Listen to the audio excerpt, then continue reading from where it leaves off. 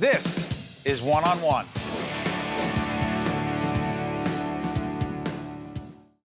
This is a fascinating segment on a lot of levels. We want to welcome two of our special guests, and I'll tell you about the gentleman on my right. This is Diane Hedinger, Director of Health and Wellness at a little company called?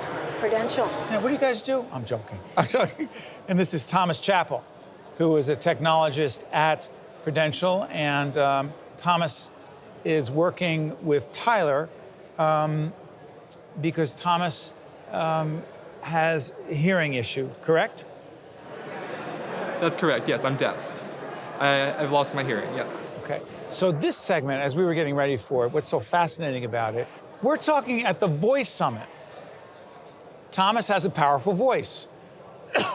He has important things to say, but the question is, what technology is available to make a difference in the workplace so that his voice can be heard? That's Talk correct. to us, and then we'll talk to correct. Thomas. Yeah, so the first thing that I always like to communicate is that Prudential is so interested in getting the best and the brightest talent.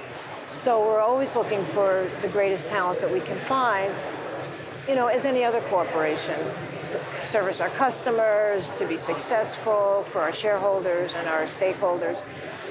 And what we're finding is that there's such a huge community of differently abled individuals that aren't tapped into in the workplace. The unemployment rate is tremendous compared to the other unemployment rate of the general population. So how can we reach that voice? How can we bring in that talent and help those individuals be successful and make Prudential Which also helps Prudential and helps the people you serve every day. Of course, it helps us reach our business goals. So, Thomas, there are a couple of technologies that are helpful to you. One is called Video Relay Service, VRS, correct? Yeah, VRS, yes. Video Relay Service, like you said.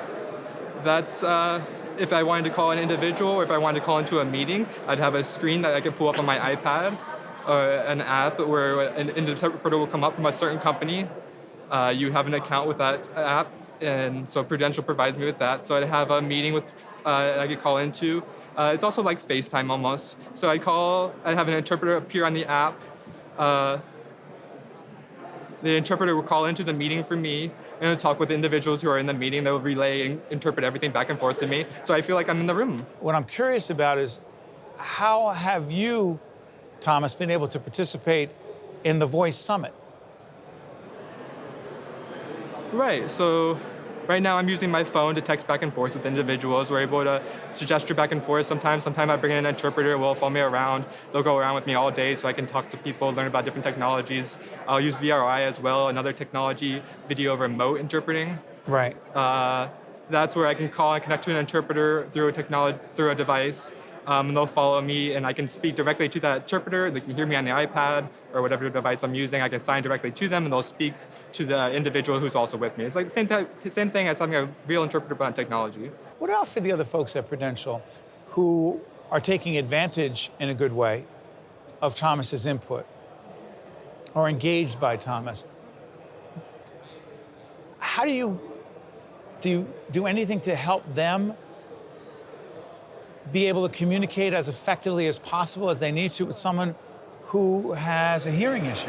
Sure, and we have other individuals that are differently abled at Prudential as well. So we have employees who are blind, we have employees who happen to use a wheelchair to navigate.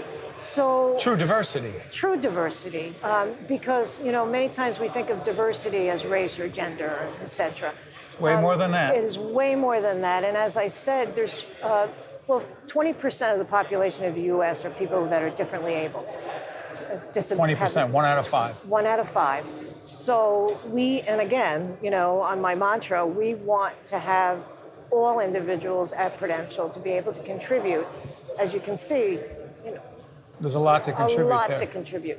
So to answer your question, what we do is we start by going to work groups and talking more about. We give them the statistics, we give them, the numbers, and then we talk about the value that individuals that are a little bit different, differently abled or have diverse abilities can bring to the workplace. And we do some etiquette sessions, just making people feel more comfortable because many Make times... them feel more comfortable? Well, making everyone in the workplace feel comfortable. What about Thomas? And Thomas as well. You know, we work with all employees, but we begin before individuals who are differently able to come into the workplace because it's unfamiliar to many people in the I'm going workplace. to, if I can ask Thomas. Sure. If I can ask you, Thomas, how comfortable, are there times that you don't feel comfortable in the workplace, engaging, participating, conversing? And if so, what would cause that? Yeah, fine, sure. Of course, there's sometimes I don't feel comfortable, but that's anywhere. That's anytime. And that's any one of us, by the way. That's true. That's true. I'm sorry, go ahead. Right, exactly, yeah. Yeah, communication breaks down sometimes. It depends how a person interacts with me. Sometimes an individual make me feel very comfortable. Like at Prudential, I feel very comfortable. If I go to a meeting, I just say I'm deaf, and I say, do you mind speaking louder? Do you mind emailing me notes? Or do you mind IMing me? And everyone's very accommodating. They say, sure, that's no other problem. But at other places, they always understand that. But the goal is to make us equal. In my personal life, outside of work, if I go out to a restaurant or if I go to some place where an individual has no experience with people who are deaf, they're often shocked by the cultural meeting. So they have to figure out how to converse with me. It's like any place. Yeah, it happens all the time. Where does your confidence come from?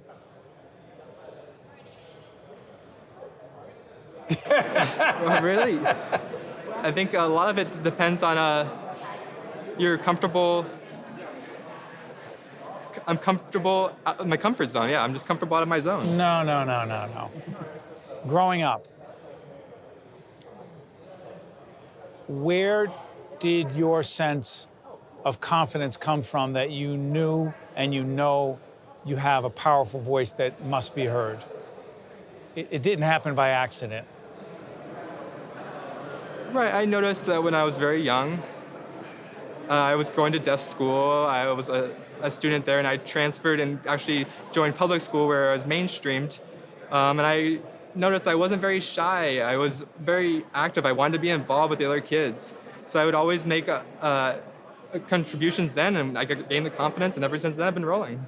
And he's still making contributions today.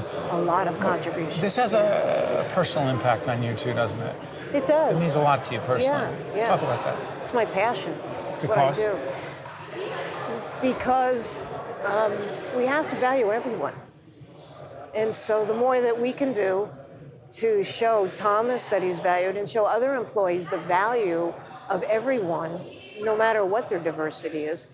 And I think I have a lot of passion for it because it is the great last frontier in the area of diversity. You have had a big impact today, and you have had a big impact today. Diane, Thomas, Tyler, thank you.